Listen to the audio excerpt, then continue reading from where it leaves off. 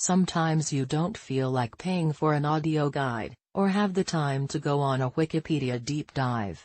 So, once a month we at Peace Travel are giving readers a cheat sheet to some of the world's most iconic destinations that will make your experience just a little richer. Last month was the Washington Monument in Washington, D.C., and this month, given it's one of the best times of the year to visit Mexico City, we're giving Chapultepec Castle in Mexico City the treatment.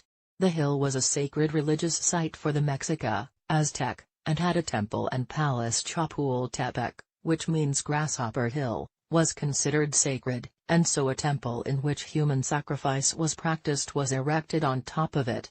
The greatest of Aztec rulers, Moctezuma Ilhuicamina, ordered that reliefs in his image as well as his ancestors be carved into the eastern side of the hill, remains of which can still be seen today. A palace was reportedly built on it by the philosopher King Netzahualcoyotl, and it was he who planted the ahuehuete, cypress, trees that still stand today. The hill was also used as a burial site for Aztec kings. Moctezuma II, the one who lost to Spain, would hold massive banquets amongst the cypress groves. Beast Travel Digest: get the entire world in your inbox. Its springs, with potentially lost treasure, were legendary. The hill was once surrounded by beautiful springs which had been used by Moctezuma to bathe and to keep his collection of beautiful fish. During the reign of his great-grandfather, Moctezuma I, huge caches of treasure were rumored to have been dumped into one of the reservoirs around Chapultepec to appease the water god after a devastating flood, treasure that has never been found. The springs were also famed for their purity, and the Aztec built an aqueduct in the 15th century from Chapultepec to Tenochtitlan, as the reservoirs were the city's main water source.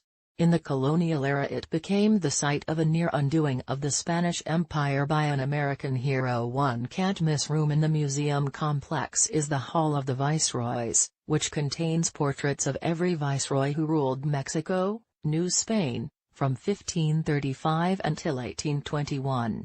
It's so much fun with all the different fashions, beards, and strange-looking men. But most of a wall in the room is taken up by an equestrian portrait of Bernardo de Galvez, who ruled from May 1785 until his early death in November 1786.